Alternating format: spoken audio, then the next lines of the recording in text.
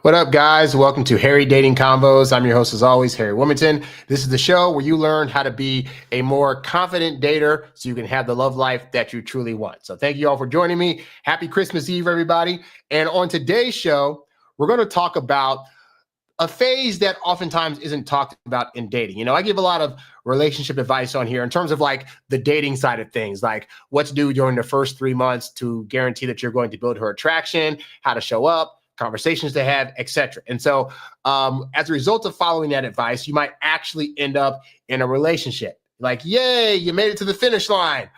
What happens next? And more importantly, why is it that oftentimes once we actually get the girl that we want to date, we actually end up feeling more anxious and more like getting more self-conscious about how we're showing up, if it's the right thing to do or not the right thing to do. And if we're doing that, how can that cause us to eventually lose women that we're dating if we're not too careful? And so I want to talk about this phenomenon. And of course, I'm willing to take your questions during the course of the show. So without further ado, let's go ahead and get into this episode of Harry Dating Convos.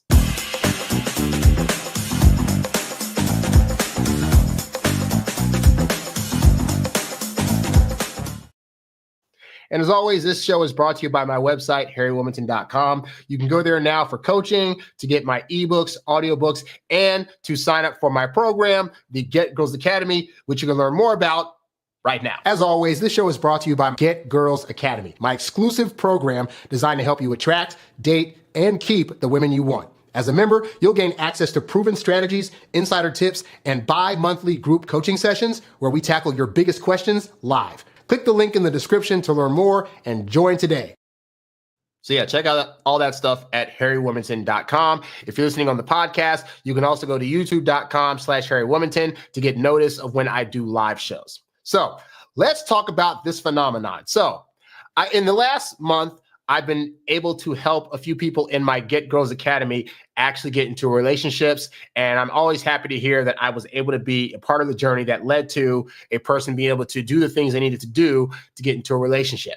And so as that happens, though, sometimes if you haven't been dating for a long time, or maybe this is your first really serious relationship, or the first time you've actually gotten into a relationship with a woman that you actually want to be with long term, there's a slight thing that can happen that is completely normal. Most guys go through it, especially when they start dating early.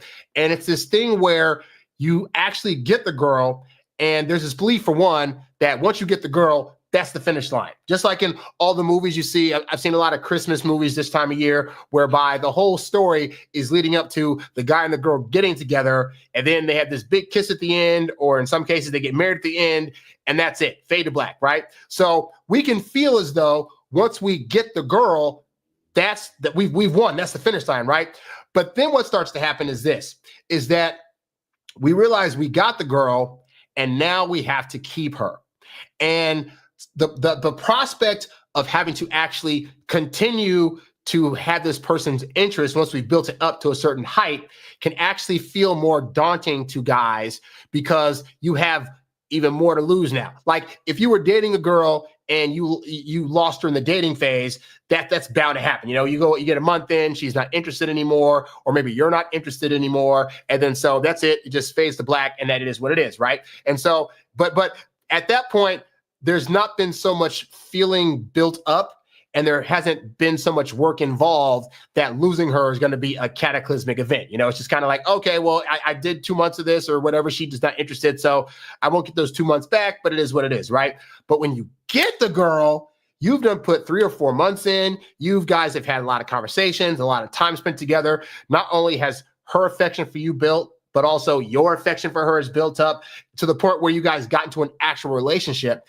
And this is where you as a guy may start to worry. And so I've had a few people in my academy that have gotten women, but now I noticed, because as part of the Get Girls Academy, you get unlimited access to me. You can send me emails. So if you're going through a situation or something arises, you can contact me and I can kind of walk you and talk you through it, right? And so what I'm noticing is that for guys who haven't really been in a lot of relationships, their anxiety is flaring up. They're coming to me and saying like, hey, like, I don't know if I'm texting the right thing. I don't know if I make this certain move here, if that's the right move, or is she going to feel like I'm a simp of some kind if I do this thing that she asked me to do? Is it okay if I don't hear from her for a few days, or if she's going out of town and I don't hear from her? What does that mean? Should I be trying to see her more? Like, all these things come up that probably weren't coming up as much in the dating phase when they were trying to practice being calm, cool, and collected.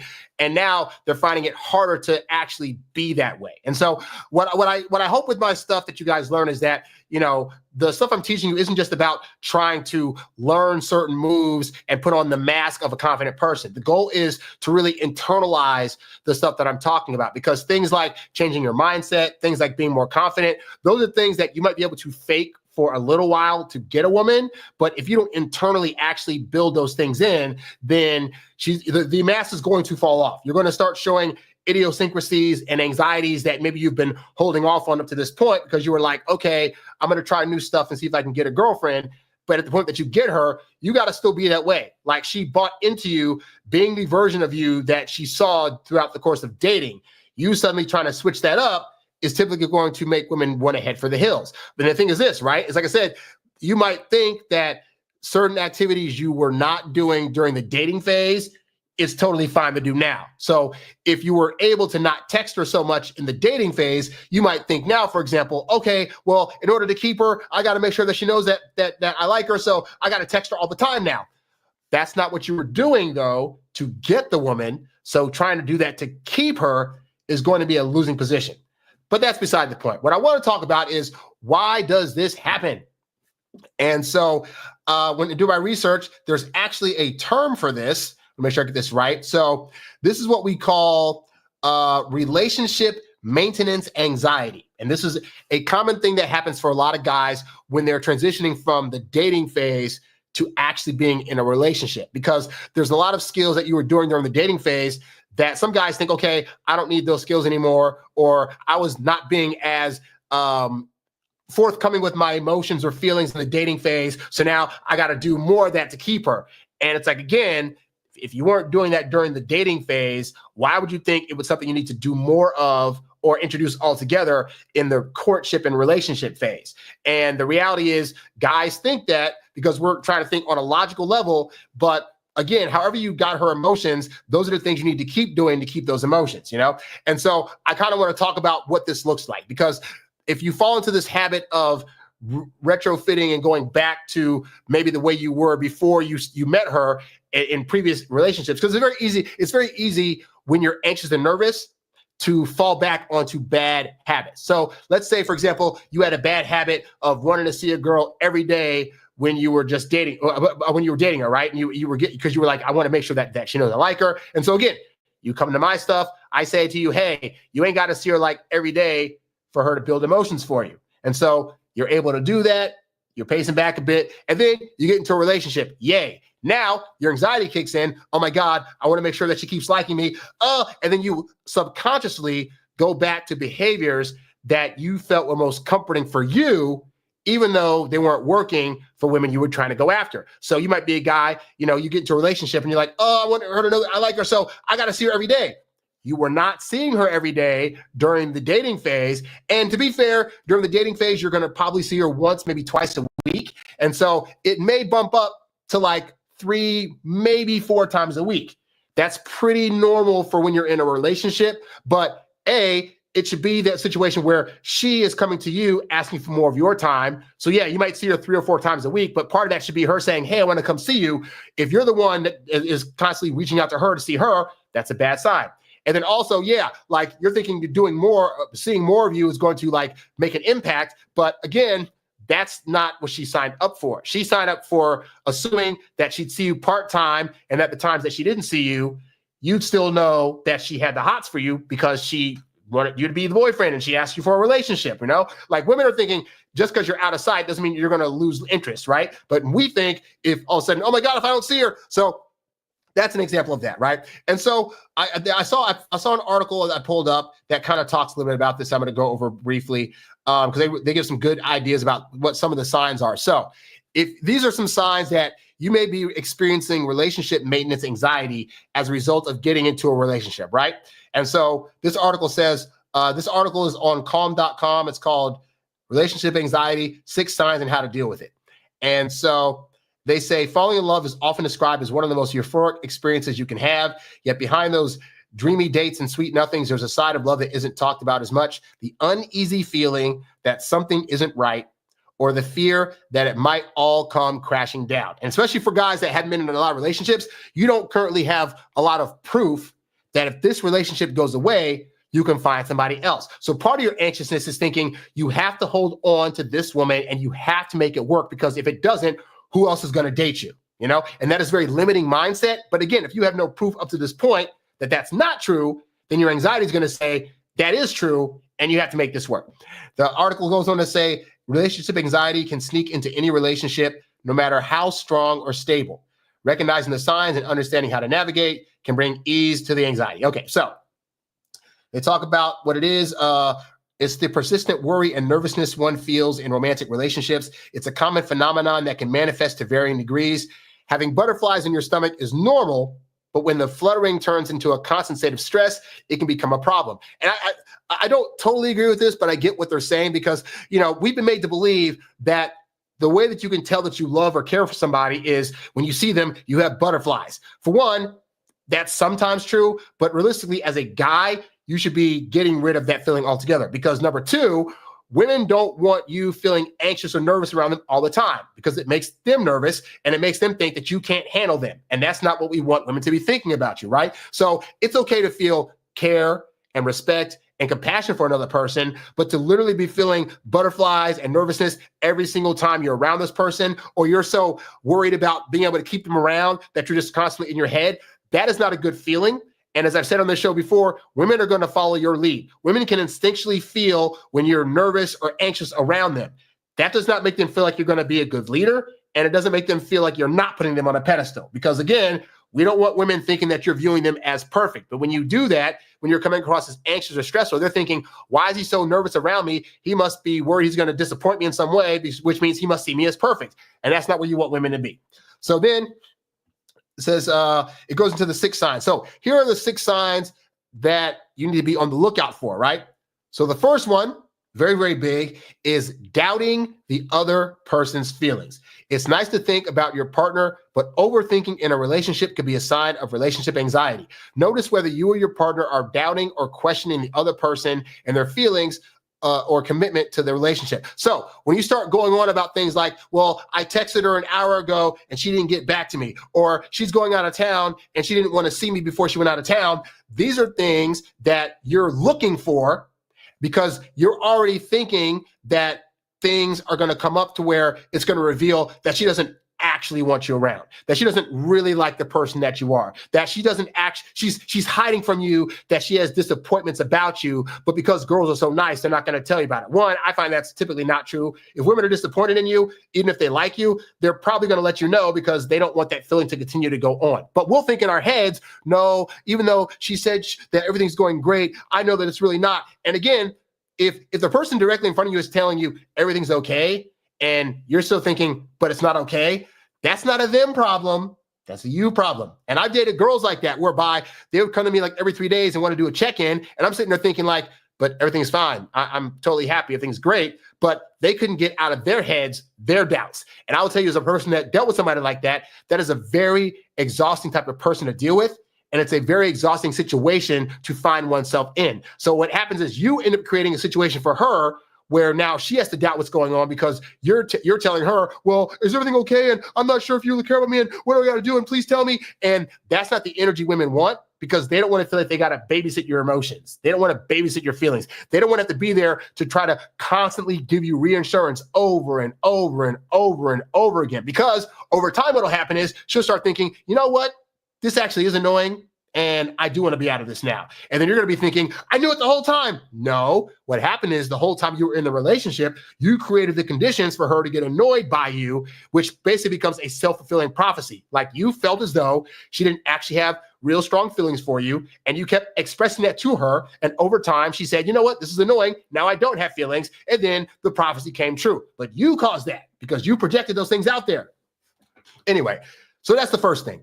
The second way to tell that you have relationship anxiety is needing or seeking frequent reassurance. This is the guys that are like, I want her to text me back right away. I need her to tell me all the time how good of a job I'm doing and that she cares for me. And why doesn't she say X, Y, and Z to me? Blah, blah, blah, blah. Like, those are the things whereby you're so doubtful about the job that you're doing. And more importantly, you care so much about it, which you think is a positive thing. But when you care a little bit too much, you're always looking for the other person to give you a star or to recognize what you're doing. So you can be like, oh, okay, she's not going to leave me.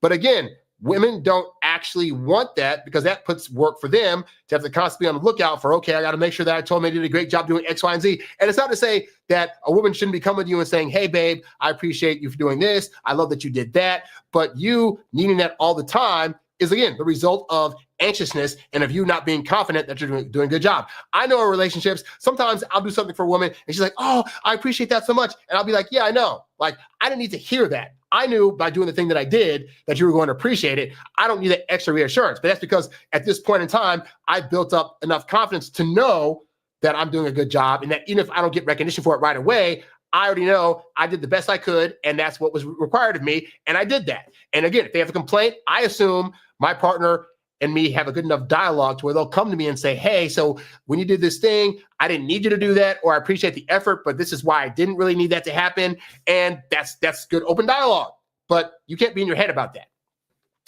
The third sign you got relationship anxiety is people pleasing. This is the part where guys start going overboard because, a lot of the things that I teach in terms of the dating phase of stuff is things like not over complimenting, not over gifting, not doing things that show you're overextending yourself, because I've tried to tell you guys that women don't need that. I tell you guys constantly that it's a 3-to-1 ratio for most things. For every 3 things that she does for you, you can do 1 thing for her and it's going to feel like 3 things, right? The problem that guys have at the point that they get into a relationship is they think that rule does not apply anymore. Like, now that I'm in a relationship, it's got to be 50-50. If she texts me 50% of the time, I got to text her 50%. If she says, I love you and compliments me 50% of the time, I got to do the same. If she's willing to sacrifice her schedule, I got to sacrifice mine all the time because I don't want to upset her.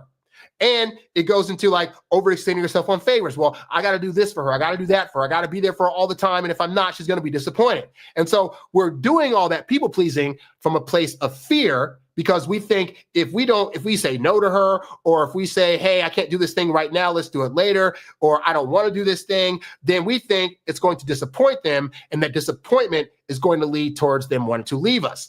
Sadly, guys, and this is just the truth, disappointing women is part of the growth process of a relationship because they need to learn things that you are willing to do and not do. They need to be aware of what your triggers are and what things are going to be disappointing to you. And so in the process of revealing those things to her, yeah, sometimes she's not going to be pleased. But I have found in the long run that women would rather be not pleased with you in the moment, but at least know what your boundary is, than to think that you have no boundaries and then she can walk all over you and then she doesn't respect you. So you overextending and reaching out a lot is not a good thing. And this says, when the desire to make one partner happy surpasses the other's own needs and boundaries, this can create relationship anxiety and lead to codependent behaviors that aren't always helpful for a healthy relationship. And as much as you think a woman wants you to be codependent, they do not. They want you to be independent of your own accord and to be able to have your own thoughts and feelings and also do the things and not do the things that are pleasing or displeasing to you. Real talk. Another way that anxiety shows up is looking for problems. It says deciphering hidden meanings in every word and action one partner says can be exhausting for the other. Trust is paramount in a relationship. If the trust isn't there, it might indicate relationship anxiety. So I had a person come to me one time and they were worried because they had a date set for a specific date. And then she hit him up and said, oh, I thought that numbered date was on like a Saturday and it's actually on a Friday. I can't do Saturday, but I thought that the numbered date correlated with the day. So can we do Friday instead? And he was wondering if he said yes to that, if that would be considered simping, if that would be considered accommodating her too much to where she's going to think it's just okay to come and walk all over him and just change dates and he's available all the time. And I get that because I've taught you guys that, I've said this because I think sometimes the message that I said gets misconstrued. So what I'm saying is that if a woman comes to you and says, hey, I want to do a date on this day and time, and you legitimately can't make it, you can say, it's okay to say, I can't make that day and time because I have other things already planned, right? And that's fine to do. What I don't want you to think is, well, she changed the date, but I can actually make that date, but because I don't want her to think that she can change her mind at any time about when we go out, I should say no to it. That's not what I'm talking about at all. I want you to get into the habit of understanding that it's perfectly fine to turn down a woman if it's not currently fitting within your actual schedule of things, right? But to look at a woman and say, okay, she's trying to change the date, which means she's trying to control me, that would be an example of trying to look for a problem that doesn't currently exist. If a woman doesn't get back to you right away and you're thinking she's not getting back to me because she's trying to test me or because she's with another guy right now or she's starting to lose interest, that's an example of you looking for a problem that in the moment doesn't exist. She could be busy. She could have had her phone die. It's the holiday, so there's any number of things that are going on in front of her that result in her not being able to be tied down to her phone at the moment. And those things are all normal. But if you're a guy that's overly anxious and worried about the relationship, then you're going to look at every single thing she does as a problem. She didn't get back to me. That's a problem. She said she didn't like the food that I made last night. That's a problem. She said, that she'd rather hang with her sister today than hang with me. That's a problem. And those aren't inherently problems. At the point that she said yes to a relationship, you have to go into it with good faith that she cares about you and is actually trying to do things to better the relationship and to show you that she likes you. If she does one or two things that are causing you to have anxiety, you're putting that all on her. Again, that is a you issue. Anyway, a fifth thing that can happen when you have relationship maintenance anxiety is worrying more than enjoying the relationship. And it says, while worrying and feeling nervous is a normal part of life, it shouldn't dominate the mind while in a relationship. When worry starts to overshadow joy and causes unnecessary relationship anxiety, it might be time to reevaluate. So for you guys that are relatively new to actually being in relationships, and we all go through this, I don't want you to think that because I'm almost 43 and been in this game for a long time that I've never experienced this. I definitely remember when I got my first girlfriend at 15, first of all, I walked up nervously to her house and was like, hey, so-and-so, so like, do you want to be in a relationship? And in spite of me doing that, she said yes. But I remember after that, every single time I would meet up with her, my thought was like, okay, I got to find the right things to talk about, and I got to think about the right activities to do, and I got to, make sure I show up in this way, and I can't say this, and I can't do that. And I was just so worried that I had to make this work that I took the fun out of actually having a relationship. And that is not a place that is fun to be, both for you, but especially for the woman, because a woman's going to this in good faith. A woman's going to this like, he knows I like him. I said yes to him. We done hooked up. I'm making out with him and blowing his brains out all the time. Like, what more does this guy need from me so I can show him not to worry about anything? But part of the reason why you worry is because worry indicates there's a feeling of not being in control of the situation. The reality is, as much as we care about the women that we're with, you cannot actually control how she feels about you. At best, you can show up, you can do the best that you possibly can, you can try to have a good time and be fun and do whatever, but only she is ultimately in control of how she feels about you. And for a lot of guys, that is a scary prospect because we want to think that we can just do it like a video game. Like if I press forward on a video game, I'm going to go forward. So I know when I press these buttons, it's going to do certain things. Well, with women, you could say a joke one day that makes her laugh, and the next day it just upsets her. And it's like that feeling of not being aware of what thing do I need to do to make her act in the way that I want her to act. That is a scary prospect for a lot of guys. And that's not the way you can go into a relationship. The reality is you can only do what you can do, right? But if you text her one day and she responds back right away, fantastic. If you hit her up the next day and it takes her 2 hours, that's not a problem necessarily, except for you feel it's a problem because you weren't able to control how fast she was able to get in contact with you. And so part of being in a relationship is learning to let go of control. You have to give the other person agency to do the things that they want to do and hope that those things include making you a part of her life. And if she said yes to you up to this point to be in a relationship, then again, going in good faith and recognizing, hey, I'm going to keep showing up the way I did before because she liked that. And I hope that that stays the same. And if it decides to change, I'm going to have faith that she's going to come to me and say, hey, I know you used to like joke with me this way, but I need something different. I know you like to massage my right shoulder, and now I need my left shoulder massage. I assume she's going to be able to do that because she can also speak up because she's an adult and knows how to do that. Because worry, I have found, ultimately doesn't keep women around. Like I have found, I've been in situations where I worried all the time, and I've been in situations where I didn't worry all the time. I have found in both those scenarios, you could lose the woman. But I found more often than not that not worrying kept women around a lot longer. So I've just found that at the end of the day doesn't end up being a beneficial thing for you or her by you worrying all the time. And then that leads to number 6. The sixth side you could tell you have relationship maintenance anxiety is you have a fear of abandonment. A constant fear that one partner will leave can be debilitating and is a common sign of relationship anxiety. And it's because, here's the thing, right? Humans in general like to be assured of things because we don't want to have something come out of nowhere and leave us wounded or hurt. And being in love is like the biggest thing you're going to probably ever do, where you're going to be unsure that at any given moment in time, this could go away. And the reality is it's going to happen regardless. If you're with somebody 30, 40 years and they die, they're going to be gone. But like in a real sense, in real time, even if we're doing the best that we possibly can, we know we've had those relationships where like after 4 or 5 months, it just goes away. They wake up one day and decide, I don't want to be with you anymore. And they're out. And your brain wanted to be able to process that wasn't given time to process that. And so what we do is think, okay, if I can control the narrative here, then I'll always know where she's at and what she's feeling. If I constantly ask her, hey, am I doing okay? Hey, is everything all right? Then I'll at least know where I stand. If I'm texting her nonstop and her texting starts to slow down, it'll suck, but at least I can tell if she's starting to lose interest. And so, but all that stuff actually does is create more and more anxiety, because it's a weird thing of like, if we're doing things to try to show us that she's not interested, and she keeps sticking around, the longer she sticks around, the more anxiousness we can actually build up, because we keep thinking, but at any moment now, it's going to go away. And when I was an anxious dater, I'd be sitting there thinking every day, at some point, I'm going to get found out. She's going to find out I'm not as confident, and then I'm worried all the time, and she's going to leave.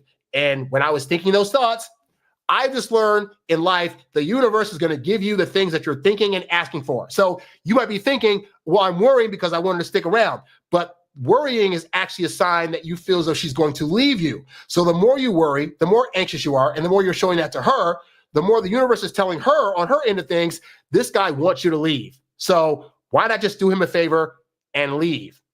You end up not getting what you actually want, but you've told the universe that you're worried you can't keep her anyway. So the universe is like, okay, well then you don't get to keep her, you know?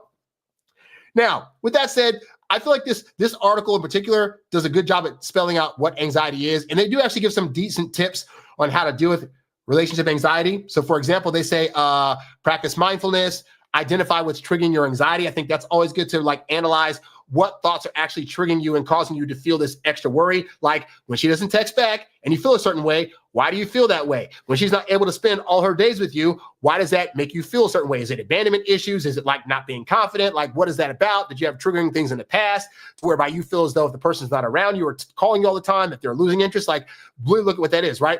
But here's one thing I don't agree with on here. And because I see articles after articles say this kind of crap, and I don't like it. And it says, communicate your feelings openly, even if it makes you feel vulnerable. So a lot of these articles make the assumption, and people in general make the assumption, that communication is key. So if you just go to her and say, hey, so I just want you to know I'm anxious and nervous when I don't hear from you, and when you're not talking to me all the time, and when I don't see you every day, I feel apprehensive. I feel like you're going to leave me. So could you please, oh please, like do things to not make me feel those things?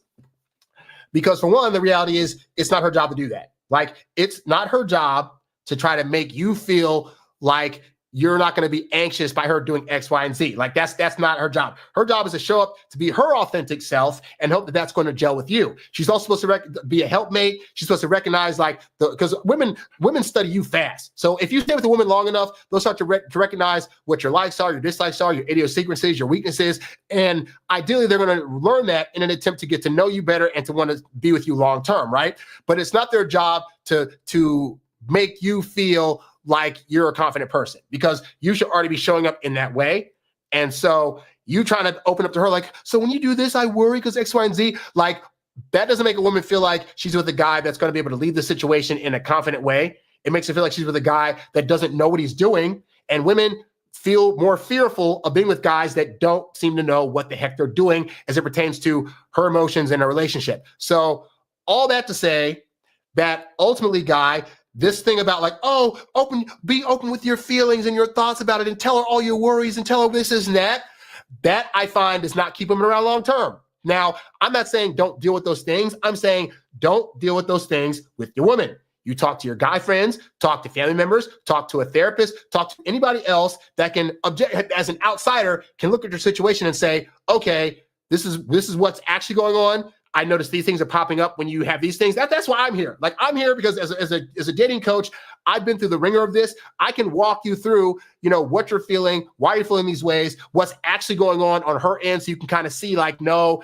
you don't need to be worried because here's what's actually going on versus what you feel is going on. But also recognize too, that being anxious and nervous is part of the process, especially if you're new to this. Like, you guys going through this thing of like having this relationship anxiety and not knowing how to maintain it, that is normal for people that are really getting into the groove of having girlfriends for the first time or being in really serious relationships for the first time, okay? That is absolutely normal. But now that you know that that's normal, that you having that knowledge isn't going to stop you from being anxious, right? So this is where you have to start doing the work of, that you have these anxieties and these nervousnesses, fine. Or look at, analyze where they're coming from, start talking to other people, ideally get a dating coach that can help you through that because we want to see you succeed.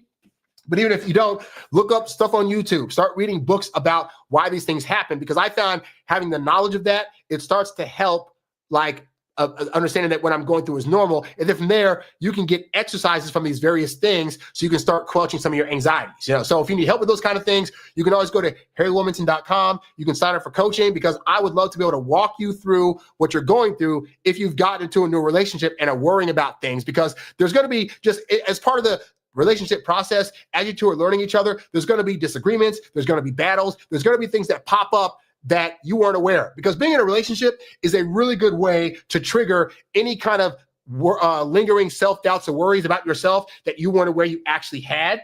And so it's good to be able to feel those things, to understand them, and then to be walked through how to deal with those when they come up, so that way you're not going to go to her with all these worries and all these things and projecting them onto her to where now she's worried and now she's second guessing if she should have gotten with you and all this stuff, right? And this is especially true, by the way, during the holidays, because as I said before, guys,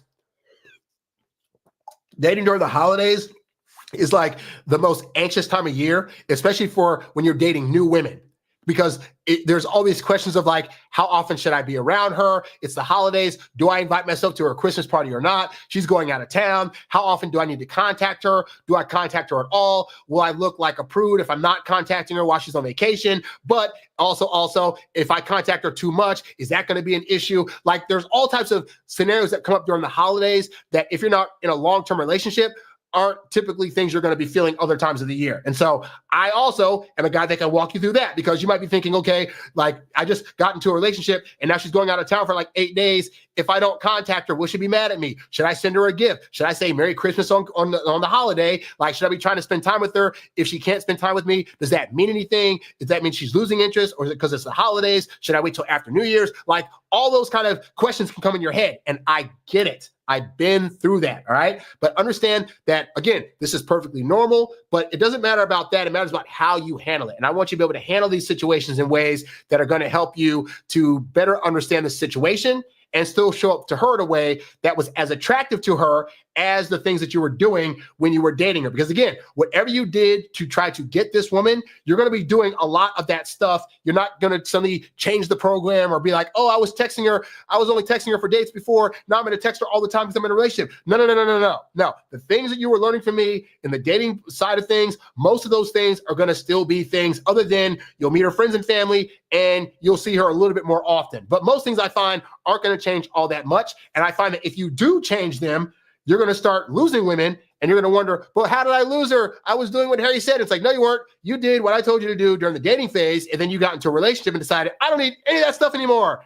And that's the stuff that got her. That's the stuff that's going to keep her. So hopefully some of this helped you guys figure out the whole thing of like relationship maintenance anxiety. Hopefully it helps you to squash some of that stuff. And if you need more help, sign up for the Get Girls Academy at harrywilmington.com. We got a lot of great programs in there that are designed to help you to get into relationships. And then we have ongoing coaching that allows you to be able to ask me questions should things arise that you maybe weren't aware were going to happen. All right. So hopefully that helps you out. Anyway, guys, that's all I got. It's the holidays, and hopefully you guys are having a great holiday because, you know, it's that time of year where you can show love and cheer. I've been watching a lot of Christmas movies. I've been hanging with a lot of friends and family, and it's been great. And I hope that whether you're in a relationship or not, you're able to have a blessed holiday. I'll be back. I don't know if I'm doing any more lives before the new year, but I definitely will be putting up videos. Right now, I just updated my my Mac. And so I have editing software that got an upgrade also, but I can't access it because I lost my Apple ID and they're not going to send it to me until the 28th. So I can't edit any new videos currently, which is why I'm doing a live.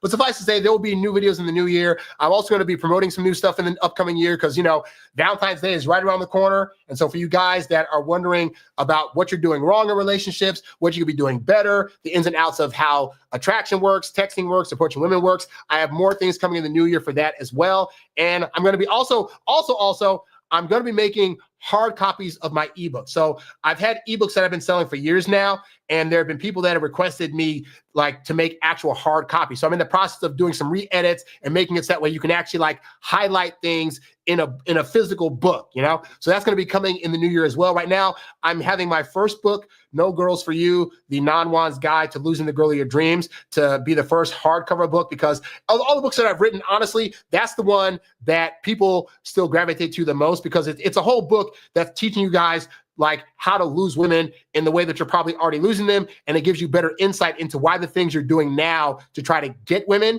can actually cause you to lose women. And so I want to start really giving speeches and stuff about using that book and doing tours and stuff like that. So that's coming out in the new year as well. All right. At this time, though, I will answer any questions you guys have. If you have any questions that you want me to answer in the chat, just leave them in the chat and I'll be happy to get to them while I am still here. All right. We got a question in the chat, and the question goes, for one, he says, for those watching, sign up for the Academy. Yeah, it's this guy's also in the Academy. I've been helping him out. Hey, Merry Christmas. Yeah, leave all your questions in the chat. So we got a question in the chat. The question goes, how did you handle still having game when dating other women? For example, you have a girlfriend, but don't want to lose the skill of talking to other women. Well, the reality is you don't stop doing game on the woman you're dating. That's just real talk. Like, the women that you're in relationships with want to be gamed as much as the women that you were just trying to currently go out there and date. And I think that's a big mistake that men make, is that they think once they get into a relationship, the game stops. And now it's just all about being serious and talking about emotions and affection and love. And we got to talk about the relationship. We got to talk about, you know, what our red flags are and what things we will and won't accept and blah, blah, blah, blah. And no, the reason they call it a game, this is how I equate the game, right? A game is designed to be fun. Now, yes, a game has instructions with it. It's got pieces. It's got rules to it. But the game, the reason the instructions and rules are there is because if everybody is on the same accord with what the rules and stuff are, then the game can be fun. The problem that guys have is women come into the dating game already having like a 15-year head start. They've had the manual since like 3 years old, when their aunties and grandmas were like saying, oh, that cute little boy, you should go talk to him. And oh, this is how, like, they've been getting that game forever and a day. Men come to the dating game thinking there should be no rules and thinking that if I just come as my honest self, it'll be totally fine. And so part of that is also when they get into a relationship, they think, okay, now that we're in the relationship, now the rules change. Now I got to like make things serious, this and that, and I can't flirt with her anymore. And I got to do it. And it's like, no, like, part of the reason she wanted to date you is because you were a fun person and that she had a good time. You were making her laugh. You were getting good hookups, all this great stuff. And so that does not change. So in terms of building up game, it's actually a great thing to have to propel your relationship further. Because I think about, like, you know, when I'm in a relationship, if we're, say it's like I'm having a back and forth texting thing with like the person I'm with, right? And by the way, I don't typically initiate those, but they might ask me, like, I remember one time I was dating somebody and they were like, They were like, hey, like, I know you're going to be going out later. I was going to make food, but are you okay with like eating leftovers? Simple little phrase, right? And my response back was like, well, trust me, I have no problem eating the same thing over and over again. Wink, wink. Like, that's a flirty response to that answer, but it's still game. It's still like telling her, I think you're sexy and hot, and I could keep doing you nonstop. Like, that rhyme, that's awesome. But yeah, like, that doesn't go away just because you're in a relationship, you know? But you got to remember those things and then just use them on the woman you're with. Now, the other thing too is this though, is that if you still have a level of game, then when you're out and about, realistically, you're going to go to networking events, you're going to go to parties, you're going to go to other situations where there are going to be other women there. Other women are going to come to you to test you just because they want to see what kind of game you have. Because they're going to see you there with another woman and be like, oh, what's this guy about? You're going to go over there. You're going to start saying stuff. They're going to laugh at your jokes. You're not going to even be trying. Not trying is part of game because you need to be looking like this is just how you live your lifestyle. You're just a guy that just walks through life effortlessly doing these things, but your woman's going to see it and realize you're not trying to actively flirt back. But the women that are there are going to be like, oh, I can see why this guy's got a woman because he's got that game. And it's still good to know that you have game. So other women will let you know. And by their interaction with you, you'll be able to tell that you still have game. I remember one time I was in a relationship and then I gone to like a separate event altogether. I'd gone to something to like help out with something, right? And there were women that were there that would come to me and be like, you know, oh, blah, blah, blah, blah. Oh, let's take a picture together. Oh, that's so cute. Hey, let me get your number so I can send you the thing.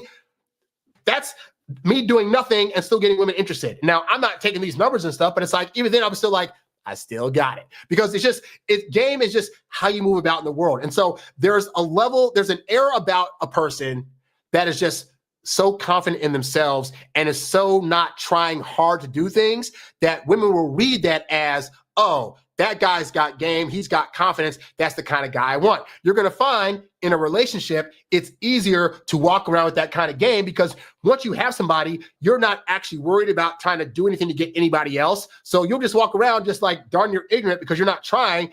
And women respect that energy because that's the energy of a guy that is so confident he's not trying hard. Women don't want to be with tryhards. The problem for guys is when they're not in relationships, they don't know how to carry with that energy. As a guy that coaches this stuff, I'm the person that can teach you guys how to do that stuff where you can walk around confidently. But really, the more you get into the habit of being that guy, then you'll be able to be that guy whether you have somebody or not. But when you do have somebody, yeah, game is still going to reign supreme in your relationships. You just it changes a little bit because you're not trying to do things to build up her interest that's already there. It's more like the game of maintaining that interest. So again, still taking her out once a week for dates, still saying flirty things here and there. And it got to be all the time, but like, you being able to, do a random touch here or there when you're in the kitchen with her and you walk by her and you just kind of like slap her butt a little bit. Like all that is still game. So all this still applies for you being in a relationship. So hopefully that answers your question. All right. We got a question in the chat, and the question goes, I noticed that part of my anxiety was due to the 2-week no contact in the dating phase. It created a sense of relationship imbalance in my head, and I thought about addressing it without emotions. Based on the info you shared today, I definitely should address this with anyone but her, correct? For more context, she didn't come back to me after the 2 weeks. I reached back out to her. I know it's been a minute since it happened, and she's the girlfriend now, but still low-key bothers me. Well, yeah, we discussed that situation when it happened, but yeah, no, that's not something you should bring up to her. Like you going retroactive back and saying, hey, so I know we're in a relationship now, but I want to talk about those 2 weeks you didn't talk to me because I was butthurt. That is not showing up in your masculine energy. That's showing up as a wounded person. And the reality is, prior to that 2 weeks, like there was other stuff that we talked about that was going on that may have made her do that. But also she had said that, she was feeling she was going through her own thing, and sometimes when another person is going through stuff, they don't necessarily want to reach out or they don't want other people around while they're going through it. She had said in that moment, she was feeling kind of icky about whatever. And so that had nothing to do necessarily with you, but it's very easy to make those things feel personal. Like, oh, they're my partner and now they don't want me around. I feel some kind of way. And as an introvert, I've experienced that because I've had times where I've had to tell women, like I remember one time I was dating this girl and I was like, hey, like there might be times where like, I just want to go out of town by myself to just be at a hotel for 2 weeks or for a few days. And she got really offended that I would even think about going somewhere potentially without her. And it took like 2 or 3 more years of being in that relationship before she realized, oh, okay, like she finally went on a trip by herself and was like, okay, I can understand why this would be a thing. Even though it's not my thing, I get it. It's cool to like be able to plan things on a trip without having to consider somebody else. It's cool to like wake up and not worry about like the person snoring next to you or whatever. Like I get it. And so sometimes people don't get it until they experience it. But suffice to say, yeah. So that was a moment where she was going through a thing, had nothing to do with you. And if you're taking that personally, then she's going to feel some kind of way about that, because it's going to be like, dude, I was just going through my own thing. Why is this being made into a you thing? So again, if that bothered you, obviously you have me to talk to if you're in the program. But yeah, that's like, in the grand scheme of things, that's nothing, burger. I've literally had it where I remember when there was a girl I started dating one time where I literally went out of the country for like 8 days because I was on a cruise. I went out of the country for like 2 weeks because I was going to be on a cruise filming for this actor person. I do a lot of Hollywood stuff out here. I was filming for this actor person that was trying to do a reality show. And so part of that was there was this annual trip that they did as part of this radio station he worked with. And I would go out there. And so we had gone to like one date. And then I said, oh, I'm going to be gone for like 2 weeks.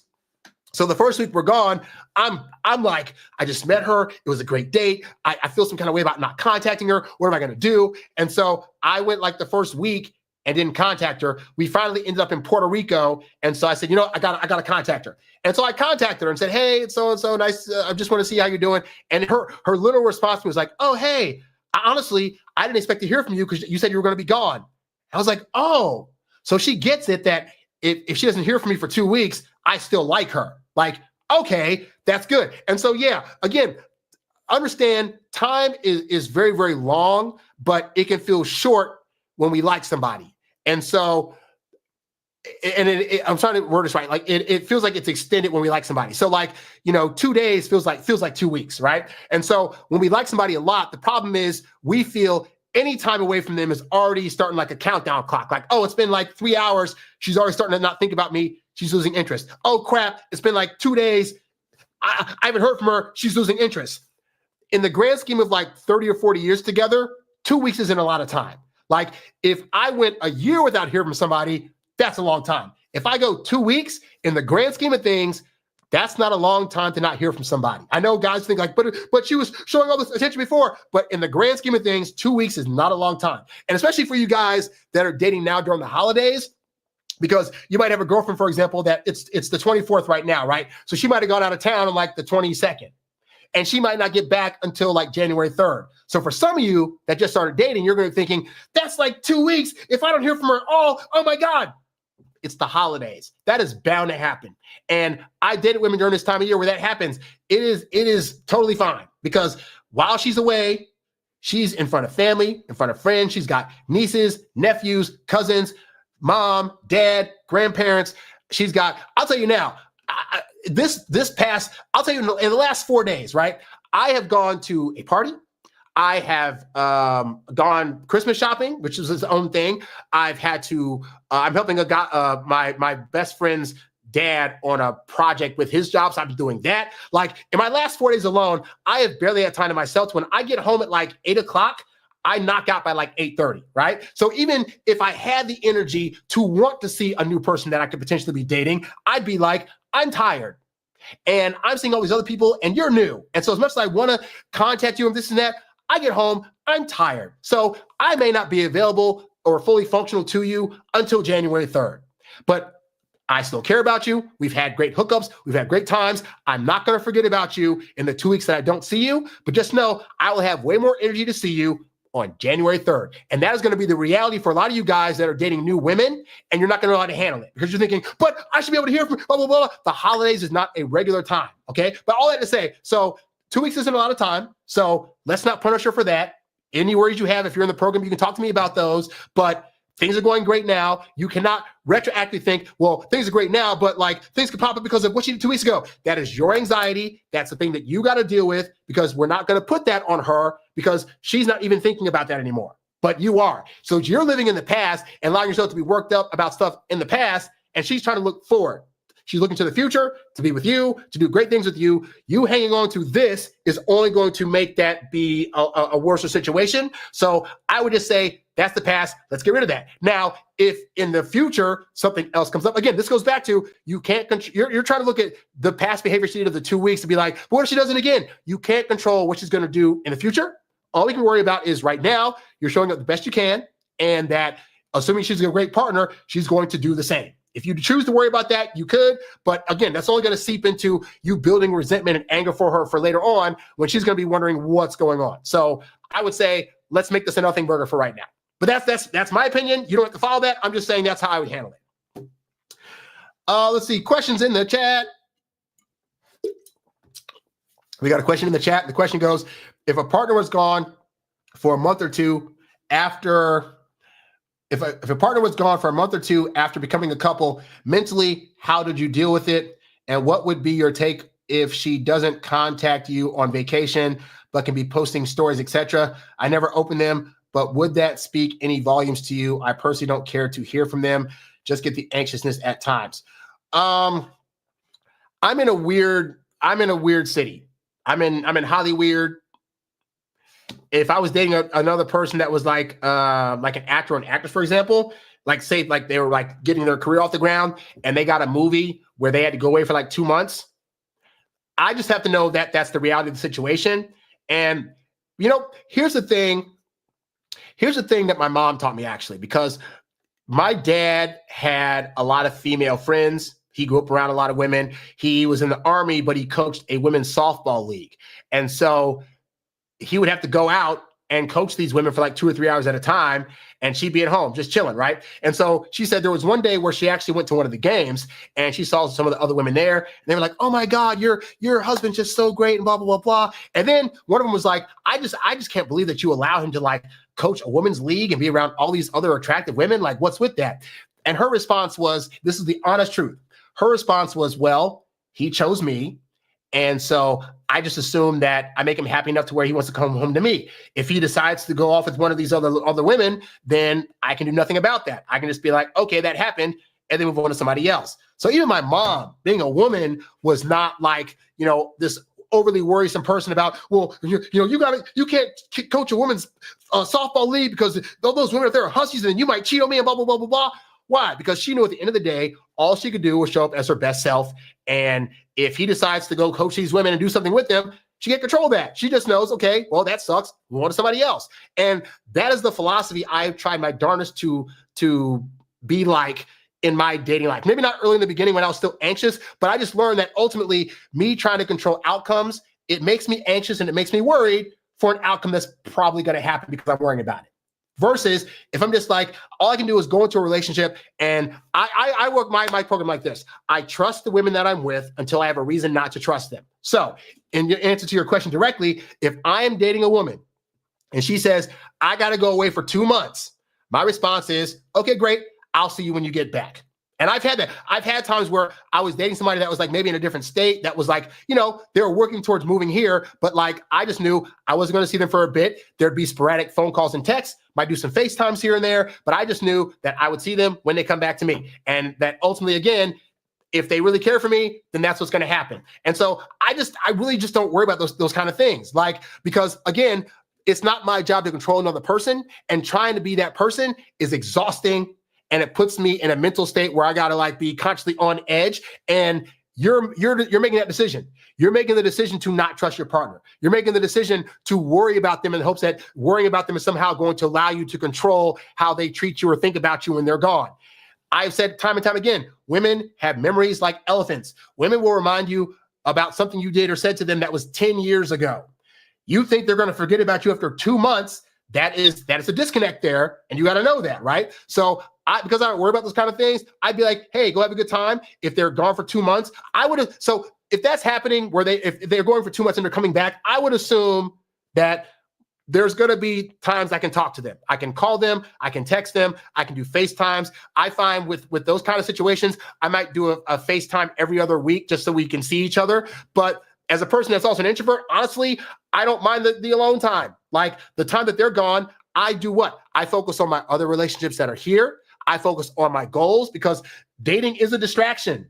And what a lot of guys do is they start to make their lives all about the relationship. And that's a problem because you should still be focusing on your goals, your dreams, your desires, getting more money, etc. So 2 months of her away is time that you could be focusing on that. Hey, she's not in front of your face. You can't talk to her all the time. You have time to put all that energy into new things that are going to get you money and get you successes and get you to places in life that are going to only be beneficial to you, but also to the relationship, right? But you being like, she's on vacation for 2 months, I got to worry and I got this and that. Why are we even doing that, right? In terms of like looking at her stories and pictures, that's at your discretion. You're in a relationship. I don't think it's the worst thing if you're looking at her stories because she's putting up on Instagram. But what I don't want you to do is to think she had time to put up a story. She should have had time to text me. Guy, she's on vacation. She's not trying to like be talking to you all the time. And that's the thing too, is that honestly, I think it's an ego thing too. I think our egos want us to feel as though we're so important to a woman that when she has free time, we should be getting all that attention. I just don't fundamentally believe that. I want to date a woman that has other interests besides me. I want a woman that's going to be busy with talking to other friends and family. I want a woman that's going to be like, hey, I got time to see you today, but at 7 o'clock, I got to go because I have a sorority meeting or I have, another gathering with friends of mine. We're going to go to eat dinner together. Like, I want a woman that's not all up under me, because when she is up under me, we're going to be having the best time and focus on each other. But that's just the reality of relationship. And so to assume that, again, 2 months, again, in the grand scheme of time, 2 months away is not a long time. There are people that are in the Army that have full-on relationships where they don't see the person for a year and a half, and the person at home still loves the person that's far away in Korea, in Kuwait, wherever she is, right? So understand, being away from your partner for a time is actually surprisingly normal. Like, I get that it might be harder, especially for like the newer generation coming up, where it's like, but I have access to somebody all the time because of the phone. For most of history, that's not been reality. The most of history is a guy goes away and does a job. I have friends now that are in college that, like, I had a friend that I went to college with, and she and her husband have 4 kids, and she was living in Texas and he was working in Oklahoma. He would be gone for like 4 or 5 months at a time, working this job in Oklahoma. He'd come back for a couple of months, say hi to the kids, hang out with her, have a good time, and then go back out. They are still married to this day. They have one of the strongest marriages that I know of. Being away for 2 months is not going to be the thing that ruins your relationship. What's going to ruin it is you being anxious about that and then making mistakes like, I got to text her nonstop, I got to call nonstop, I got to see like, hey, what you up to? And are you hanging with, who you hanging with today? Blah, blah, blah. That's what's going to ruin this. All right. Not the time in between. So just something to keep your mind open about that. Okay. Let's see. Question in the chat. Somebody says, my girlfriend was sick recently. Is it okay for a quick check-in? I definitely don't plan to have a long convo about it. So again, once you're in a relationship, in terms of the level of texting that you're doing to a person, it's going to change slightly. But there's also like boyfriend things that come into play. So your girlfriend being sick, yeah, that would be one of those situations where you can reach out and say, hey, just want to check up on you. Let me know if you need anything. Do you need some soup? Let me know when you're feeling better. But again, I just don't want you to think that you got to do that all day. Like, it's fine to say like, hey, just checking to see where you're at. Hey, I got a friend that's going through he's been going through like a cancer situation, and he had to go to the hospital the other day just because his stomach was feeling weird. I just sent him a simple text like, hey, just checking to see how you're doing. He wrote me back like, just resting. Great. Boom. I got to have like a 2-hour conversation now just to check on somebody. So I just don't want you to get into the habit of like thinking you got to send nonstop texts. Even in a relationship, you sending double or triple text or trying to keep her on the phone occupied all day, we don't want you to do that. You looking like a caring boyfriend by saying, hey, just checking to see how you're holding up. Hope all's well. That's totally fine, okay? But that's what I talk about in terms of like you getting into your head about certain moves and stuff like that. That's an example of, oh my God, I'm so anxious. I don't want to text her too much, so I don't want to make the wrong move. And is it okay to text her about this thing, this and that? Like, understand as the boyfriend, if you text a tad bit more, it's not the end of the world, but still keep your texting levels at a minimum at most. Something like her being sick, something like, let's say she's out at night and she didn't come home. Like, say she's going to meet up, say you guys like living together, right? And she goes out to do grocery shopping and you're thinking it's going to be for like a couple of hours, and now it's like 10 at night and you don't see her. You being like, hey, baby, checking to see where you're at. That's a perfectly fine thing to send her because you're trying to check to see if she's okay because she didn't come back at the time she thought she'd come back, right? Like, that's bound to happen. But I just don't want you guys to do the most texting or think that because you're in a relationship now, you got to be texting her more so than you did during the dating phase, because that's not accurate at all. Anyway, random question. We have a random question that's in the chat that says, off topic, but what are your thoughts on cancel culture? Has it gotten out of hand? That's not really like, I mean, I appreciate the $5. That's not really like, that's not relating to dating or relationships.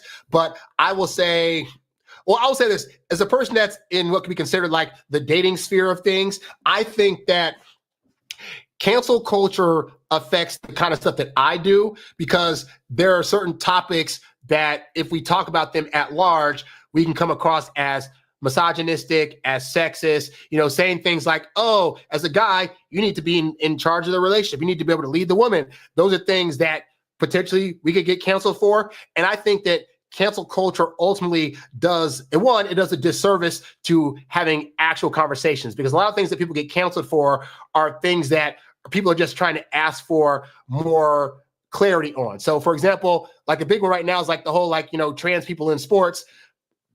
People have questions about that, and people asking those questions get seen as being phobes, and they get canceled. And that then squashes having any kind of real dialogue about what that looks like and the impact that it's having, or not just on, the straight community, but also like the LGBT community, Like, I think it takes away from those conversations, and then no progress gets done. But the other thing I find is that people that get canceled, for depending on the thing they're getting canceled for, like people getting canceled for like Nazi talk and other things, I totally get that. But there are some things people get canceled for that years later in hindsight, those were actual legitimate concerns. I think, for example, people that got canceled about like vaccines, like people had legitimate concerns about vaccines, and the results were they lost their jobs. They got canceled. Now you find 4 or 5 years later that, oh, actually, there were things that we should have been concerned about vaccines, but we cancel all those people. So let's ignore them, right? So I think that it does a disservice in the long term.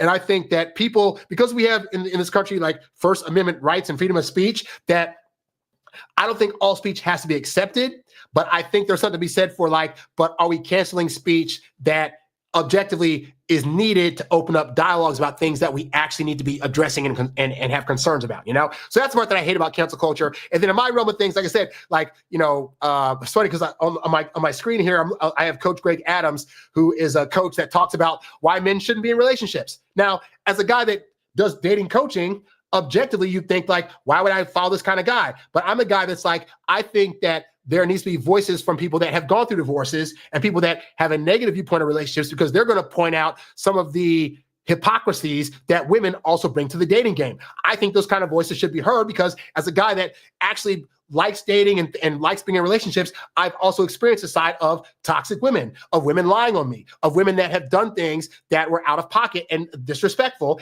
And we cancel those voices. Like this guy, this Greg Adams guy got demonetized because he was doing too many videos about some of the things that women do negatively, because in our culture, if you're talking negative about women at all, that's not a thing. It shouldn't be. Women are angels and docile creatures. There are people that get canceled for saying that you shouldn't believe all women when they bring up grape charges and stuff like that, because, oh, we got to believe women, this is that. But yet and still, how many cases have come back where women are actually lying on a guy, or just oops, I was hooking up with this guy and I didn't want my dad to think I was like that. So I just said, oh, he did some stuff to me. That stuff happens also. But we cancel those voices. And then again, we find out years later, oh, those are legitimate concerns. So I feel some kind of way about that, because I think that, especially as a person that's in this space, that voices should be heard even if we don't agree with them, and that opens up for dialogue. And just trying to push somebody to the side because you don't agree with them is very harmful in the long run. So hopefully that answers your question, and thank you for the $5 about that allowed me to talk about that.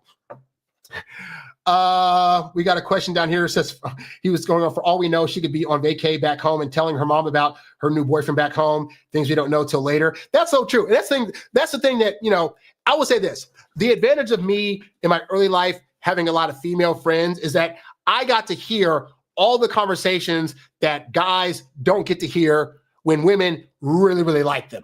I did a story talking about there was back when I was doing rideshare driving in the late 2010s, that I picked up these 3 people from a club one time, right? And so it was 2 girls and a guy.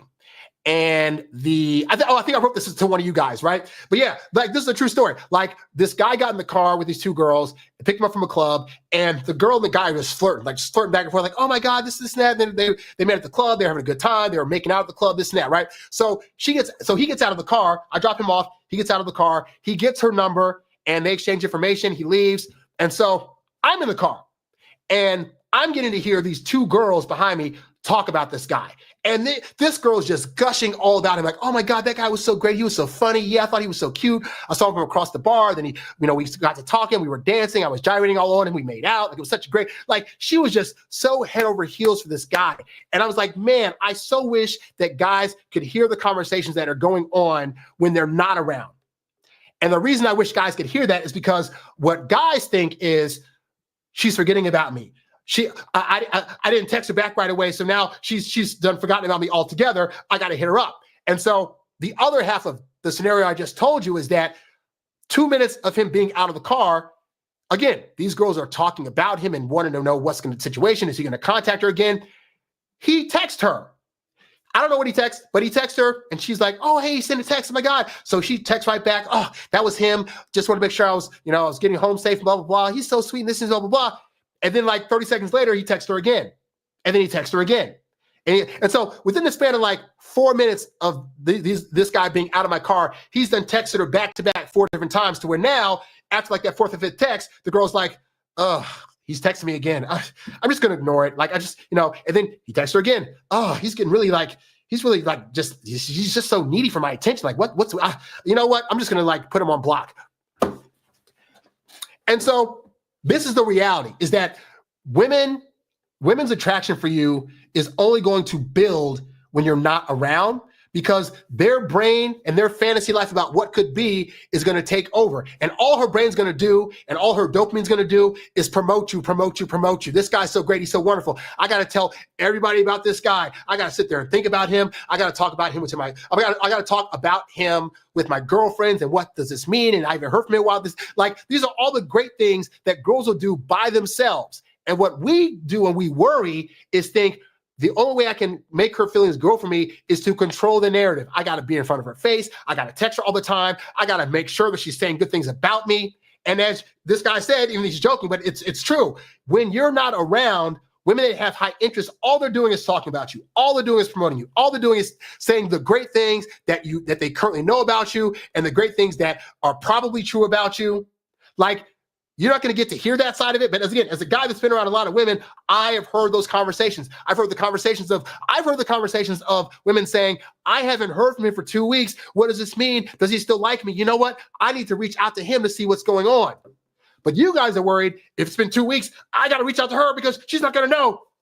The important thing here is that all that matters is a woman's feelings. If a woman has high feelings for you, she's not going to forget about you. She's going to talk about you to everybody she knows, and trust and believe that even if it's been 2 weeks, when she gets back, she's going to do all the things to show you that she still has the highest of interest. Okay. But some of this requires a little bit of faith. And again, it's hard to feel that when you haven't experienced it. I've experienced that. So I've been the guy that's been able to go like 1, 2, 3 years not seeing a chick. And then when I see her again for the first time, we're hooking up. So I'm not worried about 2 months. I'm worried about she already has a connection to me. If I decide to reach out again, if that connection is still there, it's on and popping. If it's not, hey, no harm, no foul. I move on to somebody else. But I'm going to assume I did a good enough job when we were hanging out to where when I see her a month later, 2 months later, 6 months later, that the feelings are still there. Because women's feelings for you don't fade as quickly as you may think that they do. This is why it takes them 2 to 3 months to date you and to solidify their feelings, because it takes them a while to build it up, in part because they know if they build up all the feelings that they need to have for you, it's going to be very hard for them to let go. Fun fact, I just saw a video this morning that I was going to do a live on, but it was this video about they got 3 couples that used to be together, their exes, and they got them back to where they had to, stare at each other's eyes 3 minutes and then kiss each other. But in between that, they had to talk about various things. And so there was this Asian couple, it was this younger guy and this younger woman, and they had broken up because this guy had cheated on her. And so I'm listening to her talk, and she's like, yeah, so he cheated on me. And then, I tried to make it work again. And then the second time he cheated on me, I'm like, so he cheated the first time and you still stuck around and then you cheated again, and you still stayed with him for a long time. What made that woman stay? I can tell you it wasn't the logic of the situation, because the logic of the situation was he cheated on her multiple times with hotter women, and yet and still, she still stayed with him until she just couldn't take it anymore, and then she finally decided to dump him. But then she agreed to this experiment, and then during the experiment, they were like, well, would you date him again? And she's like, I want to say no, but I still feel like I have love for him. And they hadn't seen each other in like 3 months. So what does this tell you?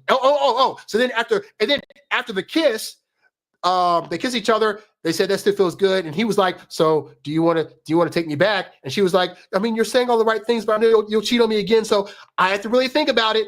And then they give an update at the end of that video, and they say, this couple are still in communication, and they're still working towards getting back together again.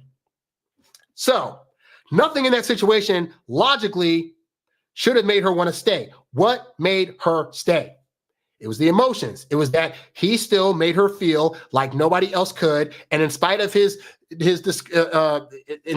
transgressions with these other women, him doing all those things didn't take away the core feeling she had of, but I still want to be with this guy. He still makes me feel better than other guys. And she said at one point, she literally said, it's almost like I would rather have a part of him to be able to feel those feelings than to not have him at all. So you guys are trying to base this on the logic and the time, like, well, logically, if it's been 2 months, we haven't seen each other, then she's not going to feel things because it's been 2 months because of the numbers of it. And they're operating on a whole different operating system, which is I felt a thing for him then. I feel a thing for him next week. I'll feel a thing for him 2 months from now. My dad, God rest his soul, has been dead since 1991. And my mom still talks about him to this day in 2024 as if he is still the love of her life. And he's been gone for over 30 years, okay? When women have strong feelings, they don't go away just because you happen to go. But you can do things during her time away that could make her start to doubt, because if you're showing doubt, she's going to have doubt. So if you're texting her every other day and saying, hey, do you miss me? And why aren't you talking to me? Blah, blah, blah, blah.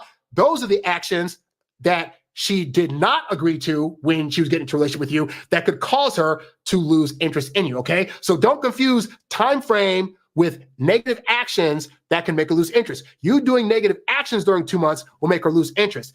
Her just being away for 2 months, that's not going to take away her feelings for you, okay? So just wanted to differentiate those things. Anyway, guys, if there's not any more questions, then I'm going to sign off. This has been great. I didn't think I'd have as many people watching me on Christmas Eve as I do, but thank you guys for coming through. If you need more help with your dating life, one, you can sign up for coaching at harrywilmington.com. Also, consider checking out the Get Girls Academy at harrywilmington.com. It is a program that is designed to give you all the various programs that I put out over the years to give you a leg up in how to communicate with women, how to approach them, how to date them, how to treat them. I will be, and also I'm constantly updating the programs that are in that academy, because based on the feedback I got with these guys, I definitely need to add a section to the academy about relationship maintenance anxiety and how to keep yourself preserved and confident once you've gotten to a relationship, because I don't want you guys to be lost about, I got her, what do I do now? Why do I feel these things? Because I need you to know those feelings are normal and how to navigate them. So I'll probably end up adding a subsection to the, but that's the thing. It's like that's a program that academy is always having things added to it. And that's a lot of times based on the feedback I have from you guys as I'm coaching you guys and helping you out with different situations. Okay. And you also get unlimited access to yours truly. So when you're going through a situation like these guys hit me up and in my email, and I can answer them back within a quick amount of time because they're going through stuff and they need answers, So just consider all that stuff. Look that up at harrywilmington.com. Got another question in the chat. The question goes, what if your final text was somewhat cheesy and out of the usual, but you sent it because you thought it would be sweet? Then you look and cringe at it. Would that cause doubt from your perspective? So here's the thing, right? Like I said, when you're building a relationship, you're bound to make mistakes. That's par for the course. But the thing is this, there's going to be mistakes that you make that, because you follow my stuff, are mistakes. So she's not going to have a logical knowledge that what you did is a mistake. And also, not every time you do the thing is it going to be a mistake. If you send the occasional cheesy text, in the grand scheme of things, that's not going to really be the thing that harms you. You sending cheesy texts back to back are going to be things that can start to make her think that you have more feminine energy. So this is why, for example, with my messages to women, I'm not typically sending things like kissy faces. I'm not sending cute little cuddly Care Bears. I'm not really using a lot of overly cutesy nicknames. Like sometimes I might be like, hey cutie, or, hey gorgeous. Like if you're a guy, I'll tell you this. If you are a guy and you're considering giving your woman nicknames, use nicknames that have multiple syllables because those come across as more manly. So saying like, hey gorgeous, hey beautiful, hey they're sexy. Those are things that to a woman feel like masculine compliments. And you want those. You don't want to be doing things like, hey sweetie pie, hey cutesy toes, like or hey muffin, like those are compliments that sound and have feminine energy. And it's good to know the difference between compliments that sound more feminine leaning and masculine leaning, because we want her to be the one to say to you, hey muffin, hey, like all the sweetie stuff, right? Let her be the one with the feminine energy in the relationship. Let her be the one that uses all the little sweetie, cutesy, like little nicknames for you. Do not give her cutesy, sweetie nicknames, okay? That is a fallacy. I don't know where you got that from, but do not do that, all right? But yeah, like it's okay from time to time, but definitely don't be like, get into the habit of that. Because again, I stress this time and time again, the way that you were texting her during the dating phase is the same way you should be texting her now. In my relationships, again, I'll send the occasional funny video. I'll send a meme that's funny, but I'm not sending anything that's overly cutesy. I'm not sending flowers. I'm not sending any kind of cuddly things in text, okay? Because that still comes off as you now showing feminine energy. If she's looking for a masculine guy, you're going to be out. But also this goes to the less texting you do, the less mistakes you can make. So even in my relationships, I don't really text all that much. So I still keep it to a 3-to-1 ratio. For every 3 texts they initiate, I'll initiate back. And then in a relationship, that might askew a little bit to where sporadically at times, like for example, if your girl's on vacation for 2 weeks, I wouldn't be the person that would text her every day. I would text on the holiday, like, like a Merry Christmas meme of some kind. And then let's say from between Christmas and like New Year's, there might be like one other thing I send that's sporadically, like a funny video. But again, I'm not trying to text. I'm not trying to start a texting conversation because I'm conscious of the fact that she is busy and she's putting other people before me that are in front of her face that she's visiting, and I'm fine with that. And also, you need to leave room for women to also reach out to you. Now, I'm not saying they will. I'm not saying that, during the holiday, she won't reach out. I'm saying I don't ever expect that because I know that they have other things going on. If they do reach out, fantastic, bravo, great. If they don't, I don't punish them for that. I've been the guy that's had either I've gone out of town or they've gone out of town for a week or two and we didn't talk to each other. And then we got back and we're making out and humping like rabbits. Okay. So again, this is why I tell you guys, texting is not a really good barometer for where the relationship is at. The reality is I was born in the 80s, right? There were a good 20 years before texting became a thing, and people still miraculously held relationships together. And then I think about, there's a point in time before I was born where phones didn't exist. Somehow people still got together without having to be calling each other every single day. So I don't want you to believe in the fallacy that all this contact is necessary to hold interest. That's the thing. Guys ask me about texting stuff because they fear that if they don't text or if they don't call or if they're not reaching out all the time, that the woman's going to lose interest. So it really is a fear of like, if I don't do this thing, will she go away? I'm here to tell you more often than not, a woman that has high interest in you, that has a good head on her shoulders, is not going to lose interest because you didn't talk to her for 2 weeks, because you didn't reach out for 2 weeks. That's just, and again, I've experienced that reality, so I know that to be true. And I've also experienced the reality of, I'm going to text her every single day, and by day 30, it goes haywire. I've said a thing that got taken out of context, or she said a thing that hurt my feelings, or whatever. So that's why, again, I typically tend to stay off the phone. Even in relationships, I'd rather be in front of the person so they can't misconstrue dialogue than missend the wrong thing or whatever, right? So that's just something to keep in mind. But hopefully it helps you out. So that's all I got for now, guys. I'm going to go do some last minute Christmas shopping and get my day started. So thank you guys for tuning in. Again, check out the website, harrywilmington.com. Subscribe to my YouTube channel. Go to my website for ebooks and audiobooks. I got a lot of great stuff there. Got programs, all that good stuff. And hope you guys enjoy your holiday tomorrow, whether you celebrate Christmas or Kwanzaa or Hanukkah or whatever. I hope that you're having a joyous time with friends and family, or if you're by yourself, having a good introvert Christmas. So I'll catch you guys later. Thanks for watching, and I'm out. Hey there, thanks for tuning in to Harry Dating Convos. Don't forget to visit harrywilmington.com to download my free ebook, Texting Women Like a Boss. And while you're there, if you're ready to take things to the next level with your dating life, check out the Get Girls Academy membership program for exclusive strategies and live coaching. Go to harrywilmington.com to learn more and join today. Lastly, if you've got a question you'd like answered on one of these shows, leave a comment below or write me at harrywilmington@gmail.com. I'll catch you on the next one. Peace.